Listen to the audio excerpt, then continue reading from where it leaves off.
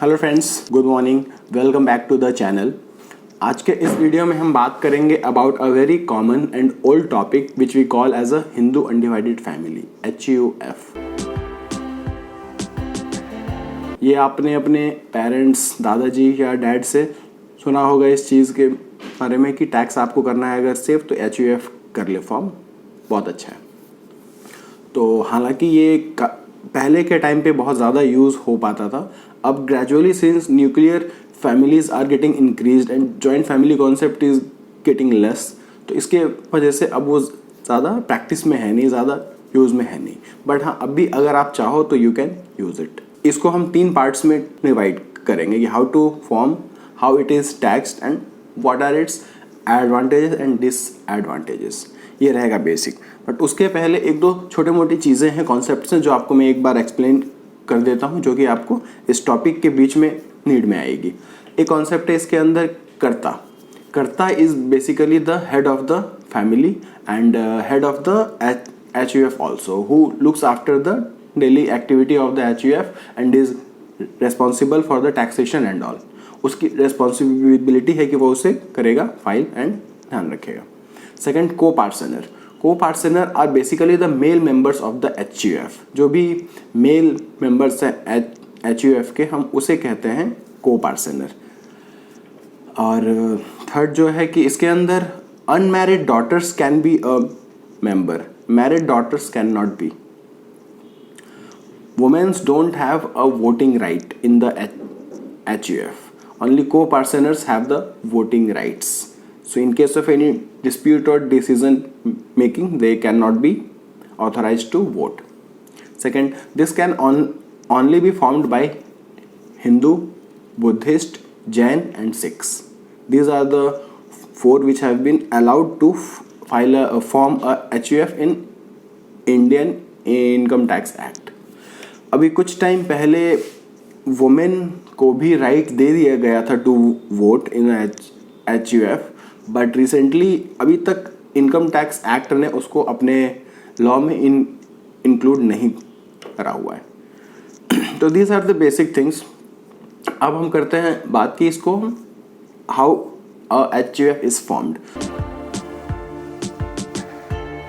HUF को जब हमें करना रहता है फॉर्म, तो उस टाइम पे we need to prepare HUF agreement which is similar to a partnership agreement. But partnership agreement से बहुत कम चीज़ें उसके अंदर रहती हैं। ये मोस्टली 2 से 3 पेज का रहता है, जिसके अंदर रहता है कि कौन कौन से मेंबर हैं, क्या नाम है, क्या एड्रेस है, कुछ एसेट्स वगैरह अगर वो HUF में इंक्लूड कर रहे हैं तो वो कैपिटल आप 1000 से भी स्टार्ट कर सकते हो और 1 लाख 10 लाख जो भी आपका है मन वो भी कर सकते हो। Capital can be in cash और इन काइंड्स ऑल्सो।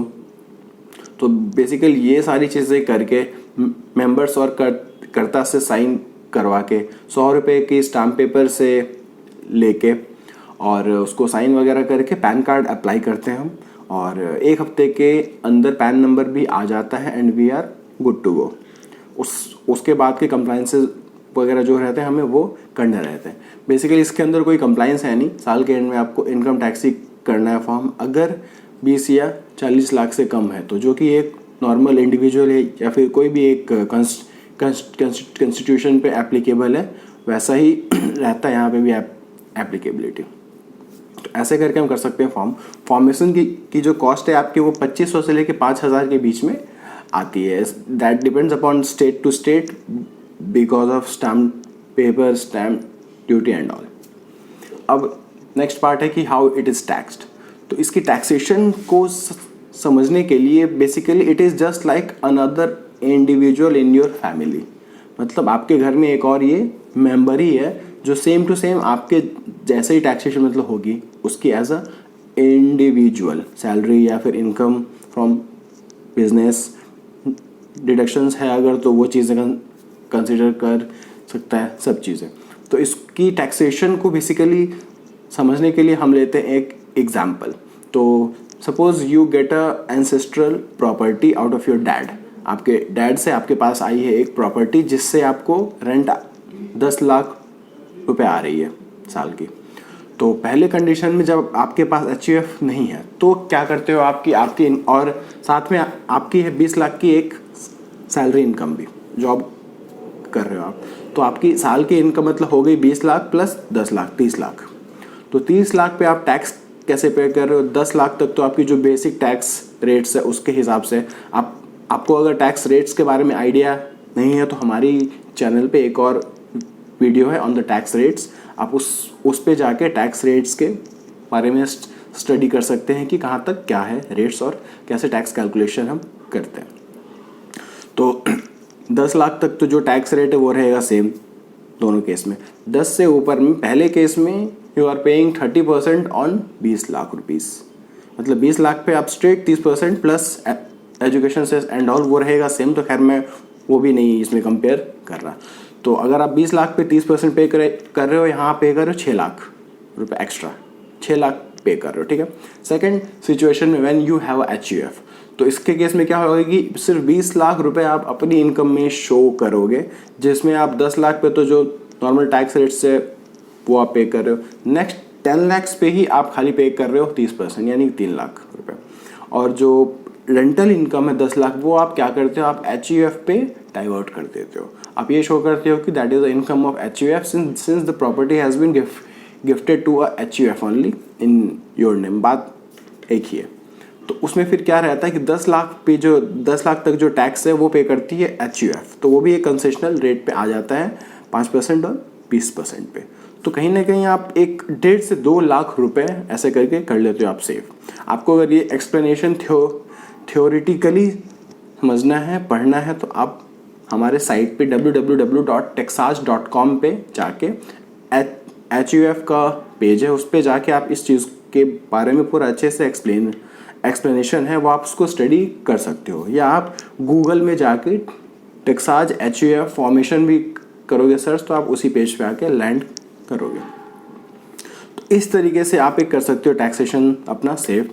और एक इंश्योरेंस अगर आपको करना है पे या फिर क्लेम, तो वो HUF भी कर सकती है। अगर वो आपके नाम पे कर रही है एज ए इंश्योरेंस प्रीमियम, तो that can also take the deduction same जैसे कि आप करते हो। तो इस तरीके से basically you can plan and save your taxation. अब ये सारे थे बेसिक उसके एडवांटेजेस जो हैं मेनली जिस चीज़ के लिए लोग करते हैं फॉर्म, बट उसके साथ में आते हैं कुछ डिसएडवांटेजेस भी। तो डिसएडवांटेजेस में जो मेजर है वो ये है कि equal rights, all the members have the equal rights. उसमें किसी भी हिसाब से आप राइट्स को ऑल्टर नहीं कर सकते या कम ज़्यादा नहीं कर सकते। And in case of partition the worst nightmare can be a partition in the case of HUF, क्योंकि आप एक कंक्लूजन पे ही नहीं निकल पाओगे when you don't have the majority. Basically क्या होता है कि अगर एक जॉइंट फैमिली है, उसमें कपल्स ही हैं, भाई उसकी वाइफ, बहन उसकी, मतलब 2 भाई हैं उसकी है वाइफ, तो 4 लोग हैं इसके अंदर। अब वहाँ पे चारों लोगों के पास 25% है। अब ऑफकोर्स जो एक फैमिली है तो वो एक ही साथ रहेंगी, तो वहाँ फिर क्या होता है कि पार्टीशन के टाइम पे या फिर किसी एक डिस्प्यूट के टाइम पे इट कैन गेट रियली अगली। तो ये एक बहुत मेजर कंसर्न है। सेकंड ये है कि women's don't have a voting right. तो ये आई फील कि ये एक बहुत नेगेटिव पॉइंट है। जैसे जैसे अभी हमारे देश में या हर जगह ये इक्वालिटी का कॉन्सेप्ट इतना है, तो यहाँ पे भी करना चाहिए। यहाँ बेसिकली कर रखा है as per the HUF act आज से 10 साल पहले ही, बट इनकम टैक्स एक्ट में अभी तक उसको इंक्लूड नहीं करा गया है। मतलब they have not yet included the equality वाला part to give the voting right to the female member also. Currently the voting right is only for the co-parceners. Co-parceners मतलब male members of the HUF family. Second disadvantage जो है वो है कि joint family losing importance, क्योंकि अब आज के डेट पे आप जैसे देख रहे हो जॉइंट फैमिली गिने चुने ही हैं, सब जगह न्यूक्लियर फैमिली का ही कॉन्सेप्ट है। तो जब जॉइंट फैमिली ही नहीं रहेगी तो HUF का कोई कॉन्सेप्ट ही नहीं रहेगा। हाँ, also in case of partition, जब डिस्प्यूट चल रहा है या पार्टीशन के केस में जब तक वो सॉल्यूशन नहीं होता है तब तक उसके ऊपर जो भी टैक्सेशन है वो आपको पे करना पड़ेगा, बियर करना पड़ेगा। आप ये नहीं कह सकते कि इट इज़ अंडर डिस्प्यूट घर में है, इनकम टैक्स कहेगी जो भी है आप पे करो, बाद में टैक्स भी अपने में बाइफरकेट कर लेना। तो ये थोड़े बहुत मेजर जो थे कंसर्न्स थे। अब जैसे कि कुछ क्वेश्चंस ये आते हैं कि can HUF be a NRI? तो yes, HUF can be a NRI if the कर्ता and if he is actively taking care in the business activity resides outside in India as per the Income Tax Act। ठीक है, दो चीज़ें हैं, एक तो करता और वो एक्टिवली पार्टिसिपेशन में है तो the HUF will be termed as a non resident. But अगर इसी केस में अगर हम थोड़ा चेंज करें कि करता चाहे बाहर रह रहा है, but if the main activity और the business is being taken care by the remaining members in India, then that won't be considered as a non-resident। क्योंकि HUF मेनली ये देखती है कि मेन बिजनेस एक्टिविटी कहाँ से हो रहा है। वो अगर करता कर रहा है बाहर से तो नॉन रेजिडेंट में आएगा, अगर वो करता बाहर है बट वो नहीं कर रहा, यहाँ के लोग कर रहे हैं, तो फिर that won't be considered as a non resident. Minimum number for HUF। एक HUF को फॉर्म करने में 2 लोग चाहिए। You and your wife can form HUF, और you and your brother, you and your dad, any of the 2 members can form HUF। 2 से कम में नहीं कर सकते। और ऐसा भी ज़रूरी नहीं है कि HUF रेजिडेंट ही रहेगा हर हमेशा। अभी मैंने आपको वही चीज़ एक्सप्लेन करी है। तो बहुत लोगों के माइंड में ये कॉन्सेप्ट है कि क्या ना, जैसे किसी के फैमिली कनाडा वाले लोग खास तौर पे वो लोग रहते हैं वहाँ पे, तो क्या वो लोग HUF फॉर्म कर सकते हैं? तो डेफिनेटली कर सकते हैं वो, और फिर रेजिडेंशियल स्टेटस के हिसाब से the taxation will be done as explained. इस सब चीज़ के बारे में थ्योरेटिकली मैंने पूरा का पूरा एक्सप्लेनेशन दे रखा है ऑन माई साइट texas.com। आप जाके वहाँ पे पूरा पढ़ सकते हैं।